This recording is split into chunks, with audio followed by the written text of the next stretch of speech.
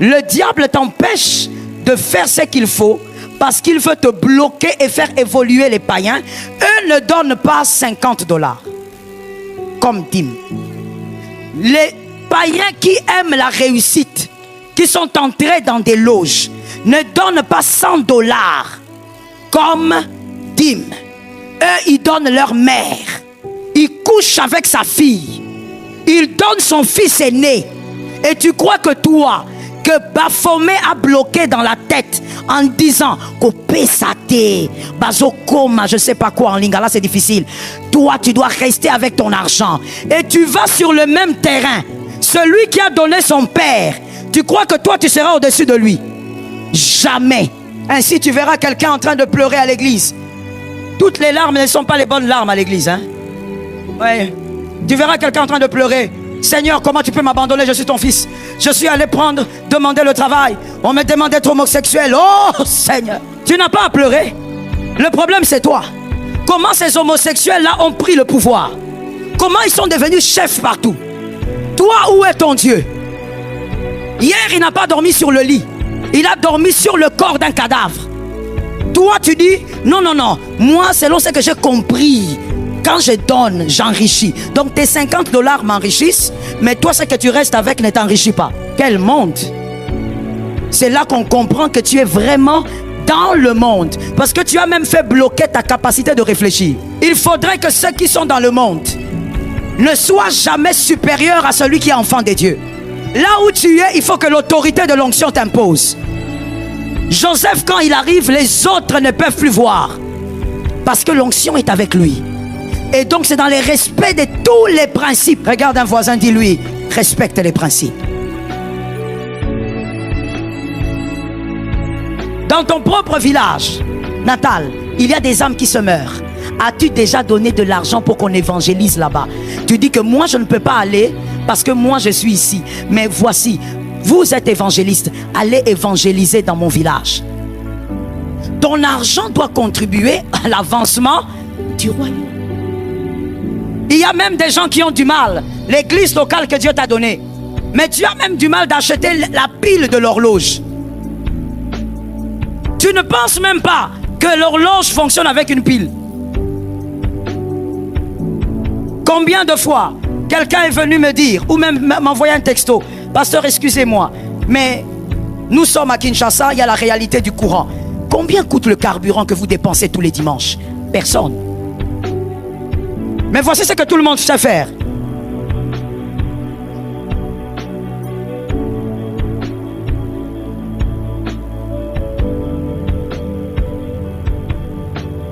À la limite, elle sort. Elle se met à la pelouse.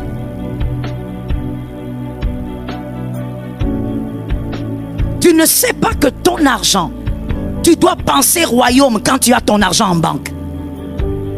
Tu pouvais même prendre une portion. Tu te dis, dans mon salaire, en dehors de la dîme, de l'offrande, comme je dois contribuer à l'avancement du royaume, je veux créer un compte où je veux mettre $5 chaque mois. Et après 6 mois, je vais commencer à donner pour l'évangélisation. Non, toi tu es dans autre chose. Toi tu es dans la focalisation de soi. Que quelqu'un me regarde et dise ceci: la focalisation de soi est diabolique.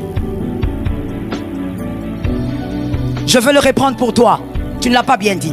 La focalisation de soi est diabolique.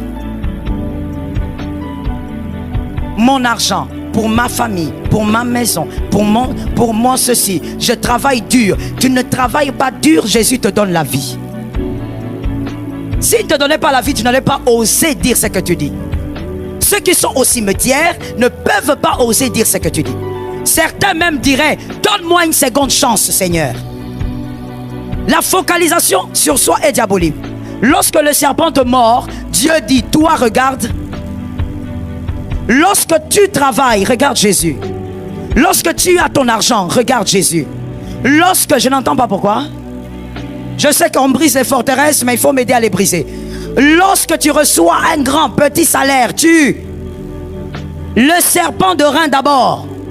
Focalise-toi d'abord sur lui avant de dire non, j'ai trop de problèmes.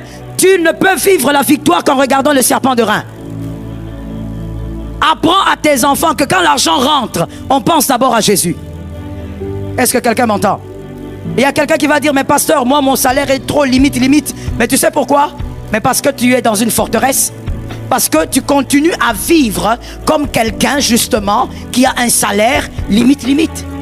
Ce que tu devrais faire, c'est aller au-delà de ce que tu penses pour voir les résultats qui vont au-delà. Tu as le même salaire aujourd'hui, tu enlèves la dîme, tu enlèves l'offrande et tu dis, je vais enlever 20 $ pour le royaume. Et on verra si le mois prochain, tu n'auras que ton salaire. L'homme de Dieu aime dire ceci. L'apôtre Timothée dit souvent, vivre avec son salaire est une malédiction. Un enfant de Dieu ne peut pas vivre qu'avec son salaire. Car l'Éternel Dieu dit, au-delà même de cela, David a dit, oui, le bonheur, où est ta grâce? Quand tu as un salaire de 1000 $, tu dois avoir la grâce même de 3000. Ça localise quelqu'un. La grâce doit te localiser. La faveur doit t'accompagner. Tu ne peux pas vivre que de ton salaire. Pas un enfant de Dieu. Respecte les principes et arrête de rester dans les forteresses. Tant que tu diras, c'est peu, je n'arrive pas à gérer, je ne saurai pas, tu n'iras jamais au-delà. Tu dois faire les choses par la foi et voir si Dieu est dans les principes. Je veux te dire une chose. Écoute-moi avec intelligence, s'il te plaît. Pour être riche, il ne faut pas seulement beaucoup travailler. D'ailleurs, je pourrais même corriger, il ne faut pas beaucoup travailler. Il faut bien travailler. Il y a une nuance entre beaucoup et bien. Car on peut beaucoup et mal. Il faut bien travailler. Et au-delà de ça, le pauvre qui veut être riche doit vivre comme un riche. Le riche ne vit pas dans les dépenses, les riches vivent avec le minimum. Contrairement de ce que les gens pensent. Le riche ne se réveille pas à n'importe quelle heure, le riche se réveille à un temps bien fixé. Parce qu'il a des choses à faire.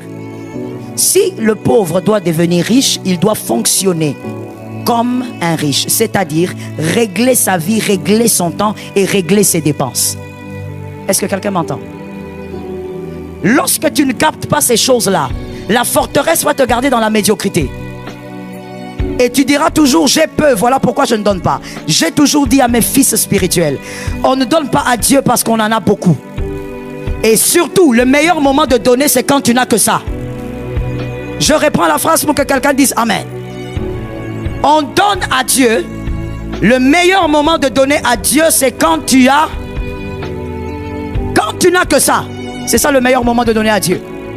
C'est là que tu donnes à Dieu et ça a de l'impact dans le cœur de Dieu. Parce que là, tu l'as fait en te sacrifiant. Tu n'as pas donné le superflu. On fait réfléchir ça.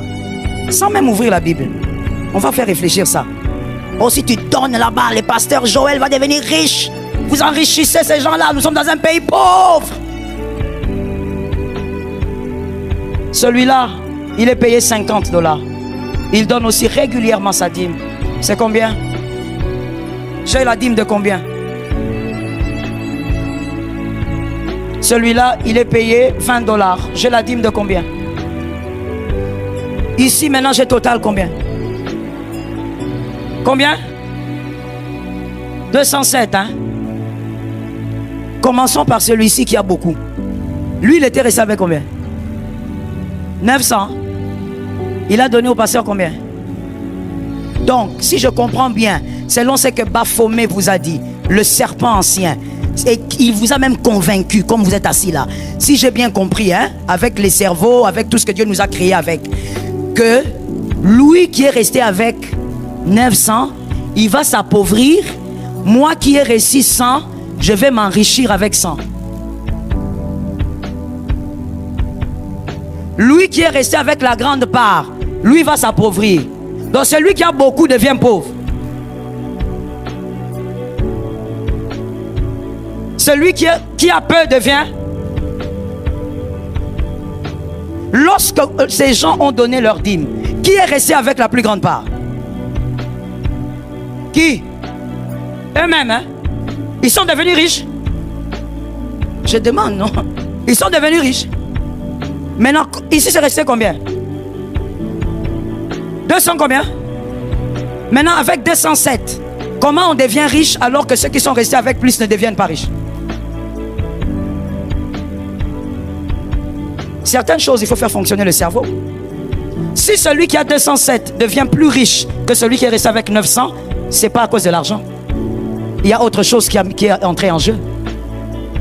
Est-ce que quelqu'un m'entend? Le diable t'empêche de faire ce qu'il faut parce qu'il veut te bloquer et faire évoluer les païens. Eux ne donnent pas 50 $ comme dîme. Les païens qui aiment la réussite, qui sont entrés dans des loges, ne donnent pas 100 $ comme dîme. Eux, ils donnent leur mère. Ils couchent avec sa fille. Ils donnent son fils aîné. Et tu crois que toi, que Baphomet a bloqué dans la tête en disant Kopesate, Bazokoma, je sais pas quoi en lingala, c'est difficile. Toi, tu dois rester avec ton argent. Et tu vas sur le même terrain. Celui qui a donné son père, tu crois que toi, tu seras au-dessus de lui? Jamais. Jamais. C'est impossible que tu sois au-dessus de celui qui a donné son père, alors que toi, tu es bloqué par les forteresses, tu ne veux pas obéir aux petits principes de Dieu. Ainsi, tu verras quelqu'un en train de pleurer à l'église. Toutes les larmes ne sont pas les bonnes larmes à l'église, hein? Ouais. Tu verras quelqu'un en train de pleurer. Seigneur, comment tu peux m'abandonner? Je suis ton fils. Je suis allé demander le travail. On me demande d'être homosexuel. Oh Seigneur. Tu n'as pas à pleurer. Le problème c'est toi. Comment ces homosexuels-là ont pris le pouvoir? Comment ils sont devenus chefs partout? Toi, où est ton Dieu? Hier, il n'a pas dormi sur le lit. Il a dormi sur le corps d'un cadavre. Toi, tu dis, non, non, non. Moi, selon ce que j'ai compris, quand je donne, j'enrichis. Donc tes 50 $ m'enrichissent, mais toi, ce que tu restes avec ne t'enrichit pas. Quel monde! C'est là qu'on comprend que tu es vraiment dans le monde. Parce que tu as même fait bloquer ta capacité de réfléchir. Il faudrait que ceux qui sont dans le monde ne soient jamais supérieurs à celui qui est enfant de Dieu. Là où tu es, il faut que l'autorité de l'onction t'impose. Joseph, quand il arrive, les autres ne peuvent plus voir. Parce que l'onction est avec lui. Et donc c'est dans le respect de tous les principes. Regarde un voisin, dis-lui, respecte les principes. Regarde un autre voisin, dis-lui, respecte les principes. Ne te laisse pas mentir, ne te laisse pas déstabiliser par le mensonge du serpent. Tu dois connaître la vérité. Qu'est-ce que Dieu veut pour toi? Mon frère, l'évangélisation n'est pas gratuite. On doit gagner les âmes, ça demande. Lorsque les musulmans veulent construire leur mosquée, tu crois qu'ils sont en train, ils se mettent à terre pour construire leur mosquée? Tu as déjà vu comment ces hommes-là cotisent pour construire leur mosquée? C'est extraordinaire. Toi-même tu te demandes, mais nous sommes des, excusez-moi les termes, hein, nous sommes des animaux, nous sommes des chats, ou nous sommes qui? Comment des hommes que nous disons qu'ils n'adorent pas le vrai Dieu? Regarde comment ils se mobilisent pour une maison faite de briques. Mais parce qu'ils savent que c'est le lieu de l'adoration. Mais c'est terrible. Tu verras des jeunes garçons de votre âge là, au lieu de courir derrière les gens, ils travaillent, même le peu qu'ils font, ils se dépouillent pour construire la mosquée. Des jeunes gens, la mentalité est tout autre. Mais ils sont au Congo, ils sont à Kinshasa. Il y a un homme qui me disait, la semaine passée, il me dit, pasteur, je crains que nous soyons envahis parce que ces gens deviennent de plus en plus forts à Kinshasa. J'ai dit, mais oui, je suis au courant. Mais qu'est-ce que tu veux? Les chrétiens sont derrière les bassesses. Les chrétiens sont derrière en train de regarder quelle voiture le pasteur l'a acheté. Les chrétiens regardent le pasteur là est allé en business class. Le pasteur là il a voyagé combien de fois? Regarde la bassesse des chrétiens. Pendant que les autres, soi-disant qui n'ont qu'un Dieu, sont en train de se mobiliser comme un seul homme. Un jour tu seras choqué de voir ton fils venir avec le Coran à la maison. Parce que ces gens, ils s'infiltrent tout, même les écoles. Que l'Éternel délivre ton système de pensée. Que je disais que Jésus délivre ton système de pensée. Que Jésus brise le mensonge au nom de Jésus. Que Jésus renverse la forteresse au nom de Jésus. Lève-moi ta main droite et dis avec moi, Seigneur, délivre-moi de ce mal. On finit en parlant de cette dernière forteresse. Les garçons, restez là s'il vous plaît. On finit en parlant de cette dernière forteresse. Toujours sur le plan du travail. Le diable te convainc que tu dois travailler, mais attention, tu ne dois pas aider ta famille. Tu dois travailler, mais ne pas aider ta famille. Pour plusieurs raisons de forteresse. 1 Timothée 5,8. 1 Timothée 5,8. 1 Timothée 5,8. Si quelqu'un n'a pas soin des siens, et principalement de ceux de sa famille, il a renié la foi. Et il est pire.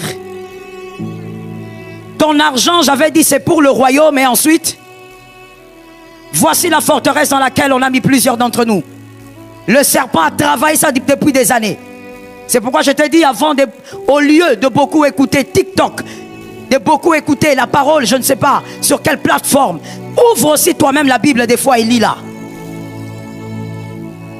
Il y a des gens dans des forteresses aujourd'hui, ici présents. Tu travailles, Dieu te donne ce que tu as, mais tu ne veux pas prendre soin de ta famille parce que ta mère est sorcière. On t'a dit que ta mère était sorcière. On t'a dit que ton père était sorcier. On te dit même, ne donne pas l'argent à ton père parce qu'il est sorcier. C'est le monde à l'envers. Je reprends. C'est le monde. Ce n'est pas normal. On te dit, ne donne pas l'argent à ta mère parce que c'est elle qui envoûte ton argent. Je ne savais pas que ton argent était envoûtable. Je ne savais pas que ton argent à toi était ensorcelable. Je croyais que tu étais enfant de Dieu. Et qu'un enfant de Dieu, on n'ensorcelle pas son argent. Ça tombe sur toi, ma fille, tu as reçu ça en premier. Un enfant de Dieu, on n'en fout pas son argent. Je dis que quelqu'un dise ça tombe. Avec autorité, ça tombe. La forteresse tombe. Cette forteresse doit tomber. Tu ne peux pas donner l'argent à ton père, pourquoi? Parce qu'il est sorcier. Parce qu'on t'a dit qu'il est sorcier. Parce que tu as rêvé qu'il... Écoute, disons même qu'il est sorcier. Confirmé. Qui doit fuir qui? C'est quoi ça? C'est quelle forteresse qu'on place dans vos têtes? La Bible dit tu es pire qu'un infidèle quand tu ne prends pas soin de ta propre famille. Tu dois prendre soin des tiens. Toi tu prends soin des voisines, ta femme s'habille comme quelqu'un qui va au volcan. Ce sont les gens du dehors. Messieurs, c'est à vous que je m'adresse. Ayez l'humilité de m'écouter si vous êtes un monsieur. Et si vous n'êtes pas transgenre, écoutez-moi. Toi monsieur, tu es fier quand les voisins disent « Oh, c'est un homme bon, il donne de l'argent. Ah, cet homme-là, quand il vient, oh, c'est un homme gentil. » Mais ta femme, elle n'a jamais vu cette gentillesse-là. La douceur, c'est dehors. Dedans, tu es un lion. Sois délivré, monsieur. Prends soin de ta propre. Lorsqu'on dit prendre soin de sa famille, au-delà de l'argent, il faut que tu sois au petit soin de ta famille. Sois attentionné dans ta famille. Toi, c'est seulement quand tu vas au travail, monsieur. Je suis toujours avec les messieurs. C'est là que tu distilles de l'argent. Tous tes collègues de service savent que tu es un bon mari. Ta femme, elle dit quoi? Je vais te choquer en te disant, monsieur, tout ce que les voisins disent, que ta femme ne confirme pas, c'est du vent. Tout ce que tes collègues au travail disent, ou il y a un monsieur gentil, il n'est pas un monsieur gentil. C'est parce que vous le voyez 4 heures ou 6 heures par jour. Sa femme qui le voit tout le temps, le considère comme un lion. C'est au dehors. C'est là-bas. Tu fais du bien dehors. Mais chez toi, tu ne fais pas du bien. Il y a des hommes comme ça, les hommes façon. Ces hommes-là, quand il arrive dès qu'il met son pied dehors, il quitte la porte. Quelqu'un m'a levé la main droite, m'a dit la forteresse doit se briser. J'ai senti qu'il y a la résistance aux côtés des hommes. Ils vont répondre. Que les hommes disent la forteresse doit se briser. On a senti vraiment que tu es dans la forteresse. Dès que tu mets la jambe dehors, c'est fini. Le monsieur change. C'est comme si on lui a donné, c'est comme s'il était Fantomas. Qui ont connu Fantomas? Les personnes antiques, ne cache pas ton âge. Qui ont connu Fantomas? Voilà, les gens dans de Lumumba. Dès qu'il met sa jambe dehors, c'est le sourire. Il devient un autre homme. Il sourit à tout le monde. C'est lui qui félicite toutes les femmes. Vous êtes bien habillée, madame. Vous êtes bien... Et il ne s'arrête pas là. Ouh là là, vous avez une belle taille. Dieu est bon. Vous êtes bien crié là. Oh là là. Il ajoute même, vous avez bonne mine. Mais sa femme là-bas, ça fait 10 ans qu'il n'a pas complimenté sa femme. Ça fait 20 ans qu'il n'a pas complimenté sa femme. Il ne la regarde même plus. Il ne sait même pas quelle coiffure elle a. Mais c'est au dehors que toi tu es un homme bon. L'apôtre Paul dit, tu es pire qu'un infidèle. S'il y a quelqu'un que tu dois rendre heureux, c'est d'abord les gens de ta maison. C'est pourquoi lorsque les disciples avaient le feu de l'évangile, ils voulaient aller prêcher partout, en Éthiopie, tout ça. Jésus leur a dit, chut, calmos, commencez chez vous. Commencez d'abord à Jérusalem. N'amène pas la parole en Afrique si à Jérusalem il n'y a pas la parole. Ne va pas amener la parole là-bas en Libye si en Jérusalem. Commence d'abord. N'allez pas en Afrique noire, restez d'abord là. Ils ont commencé en Jérusalem. Toi, ton argent, ce sont seulement les gens du dehors qui en bénéficient. Tu es là en train de dire, j'aide beaucoup les orphelins, moi, beaucoup. Dans ta famille aussi, il y a des orphelins. Tu les aides? Tu as aidé combien? Tu as fait étudier qui? Voici la raison. Ils sont des sorciers. Quelle forteresse! Je dis ceci. Ce n'est pas à toi de craindre le sorcier. C'est au sorcier de te craindre et de faire place à la gloire. Ça tombe sur celui qui est intelligent. Ton père, qu'il soit sorcier ou pas, tu prends ton argent, tu déclares, je suis béni par l'Éternel et j'honore mon père car il est écrit, honore ton père. On n'a pas dit honore ton père saint, honore ta mère sainte. On a dit ton père, qu'il soit fou. Voilà pourquoi j'ouvre une parenthèse en disant, tous les enfants, tous les fils et les filles qui sont ici, surtout vous les jeunes, impolis envers les parents, tu ne sais pas ce que tu fais. Je te donne un conseil gratuit, surtout pour vous les hommes. Ne fais jamais pleurer ta mère. Que ses larmes ne coulent jamais en ton nom. Veille sur ça. Si tu as déjà fait pleurer ta mère, quand on va prier, tu vas te mettre à genoux de là où tu es et tu vas prier. Tu vas demander à Dieu de te pardonner. Une mère, celle qui t'a porté, elle a saigné pour toi. Les larmes coulent en ton nom. Et tu es à l'aise, tu portes la veste. Mon frère, tu finiras médiocre. Tu épouseras aussi une femme qui te fera pleurer. Car celui qui a fait pleurer une mère récolte les larmes. Et tu récolteras les larmes dans le parcours. Toi qui as la grâce d'avoir encore ta mère, honore ta mère. À son anniversaire, donne-lui des pagnes. Offre-lui des choses. Honore ta mère. Lorsque même c'est ton anniversaire, amène un pagne à ta maman. C'est grâce à elle que tu es. Ton papa a donné la sémence, c'est maman qui a amplifié. Honore ton père. Si le papa est sorcier, ton onction sera au-dessus. Il ne te fera. J'ai entendu la réponse là derrière, je sens l'onction. Déclare encore, il ne te fera. Oh non, mon argent pour donner à mon papa. Regarde les forteresses. Regarde les forteresses. Je suis en train de finir, alors regarde bien. Monsieur Martial, regarde ici. Vous tous d'ailleurs, retournez-vous. Maintenant, monsieur, toi tu viens ici. Monte jusque là. Voilà. Soyez derrière lui maintenant. Arish, toi sois le dernier. La file. Soyez rapide, on va finir. Arish, soyez le dernier. Voici la forteresse qu'elle a dans ta tête. Et tu crois que ça fait quelque chose. Tu sais, des fois le diable il regarde, le diable rit, il dit bon, non, je vais te choquer en disant ceci. Est-ce que vous savez, maman Sylvie, que le diable, lorsqu'il vous place dans une forteresse de pensée, il peut vous laisser vivre les résultats d'un mensonge pour vous garder dans le mensonge. Toi tu crois que ce que tu fais on a Ezo Simba, mais le diable te garde dans le mensonge parce qu'il veut que tu restes. Regarde la forteresse. Ton papa c'est celui-là qui est au fond là-bas.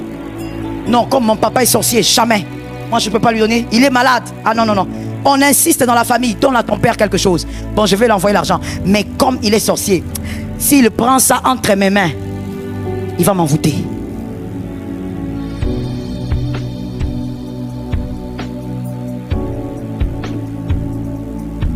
Regarde ton système.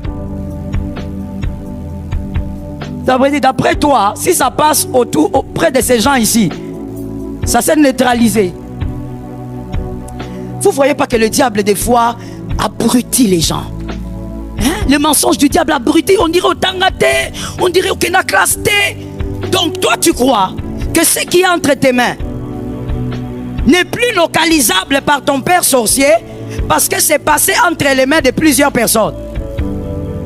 Mais que diront-on de ceux qui disent il ne te connaît même pas.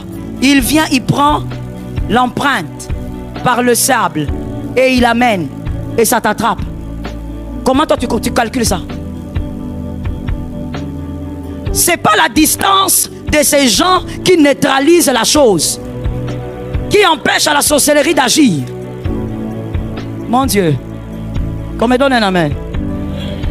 Je sens que tu es dedans, hein? Tu es dedans, hein? Tu es sorti? Tu es sorti? C'est pas le nombre des gens, c'est la puissance du sang de Jésus. La puissance du sang de Jésus neutralise tout ce que le diable va faire. Même si, donne-moi ça mon fils, même si tu lui donnes en main propre, tu dis papa, prends, c'est pour toi. Je te remercie de m'avoir engendré. Tu te retournes. Cette chose-là, c'est le feu. Tout ce qui est chez toi, c'est le feu. Donne en main, la forteresse se brise. Tout ce qui est dans ta maison, c'est... Il est écrit, nous l'avons vaincu. À cause des gens, à cause des frères, à cause des transferts, à cause du sang.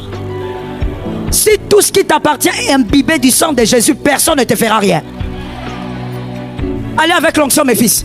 Personne ne touchera à toi. Mon frère, je ne peux pas croire à ça. C'est une forteresse qui est déjà partie depuis des siècles et je ne sais même pas si elle avait commencé. Mon argent ne peut pas être envoûté. Impossible. Mon frère, ce n'est pas parce que je suis pasteur. Pasteur est un titre. Je dis toujours aux gens, je suis d'abord enfant de Dieu. Je suis plus enfant de Dieu que pasteur. Oui, d'ailleurs, mon mari ne croit même pas que j'ai un ministère pastoral. Je suis plus enfant de Dieu que pasteur. On ne touche pas mes biens. De la même manière, mes enfants peuvent sortir sans que je les accompagne partout. Ils peuvent rencontrer les sorciers à l'école. Personne ne touche à quelqu'un. Car le sang de Jésus a protégé. Sors de cette forteresse au nom de Jésus. À partir d'aujourd'hui, ton argent déclare le sang de l'alliance. Et puis tu sais, au-delà de la déclaration du sang de Jésus, la chose aussi qui protège ton argent, ce sont les principes spirituels. Moi, je donne ma dîme, toi tu m'ensorcelles. Tu es fou, tu es sorcier. Ça n'arrivera jamais. Moi, je respecte l'offrande, toi tu m'ensorcelles. Par les finances, impossible. Est-ce que quelqu'un m'entend? Il est temps qu'on sache tu es enfant de Dieu ou pas. Pourquoi le diable a créé la forteresse au point de faire croire aux enfants de Dieu que c'était à vous de fuir? Éloigne-toi de la famille, ils sont tous sorciers. Tu vas aller où ils ne sont pas sorciers? Dans ta belle famille, ils t'attendent là-bas. Est-ce qu'on peut lire la dernière écriture? Lisons la dernière écriture. On va le lire avec autorité.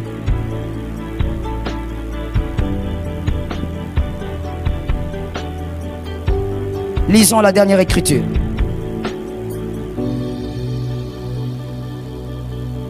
Éphésiens 3:20. Éphésiens 3:20. Or, celui qui peut faire... On va le lire tous ensemble si vous avez des bons yeux. Sinon, vous prenez votre Bible. Éphésiens 3:20. 1, 2, 3.